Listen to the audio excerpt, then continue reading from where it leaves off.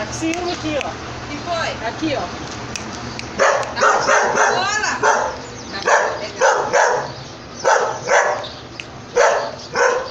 Ela é que vai aqui. Ô, Requinho! Ô, Requinho! Esse salta, hein? Tá com ciúme, ele tá com ciúme, né? Tá. Tá carregando o tênis dele. Lula. Passa o tênis pro ar. Vai pegar ela, Ré. Vai levar a Lola embora. Eu acho que nem foi por causa do que ele fez na mãe, porque a Lola tava bem ali, ó, e a mãe veio por ali. Eu acho que ele achou que a mãe ia pegar ela. Só que ele Ela é o quê? Cachorro?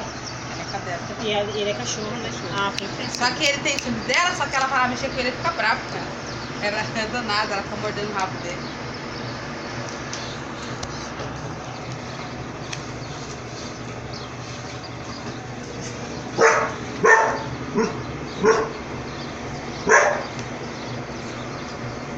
Tá mexendo. Daqui a pouco você cai lá de novo.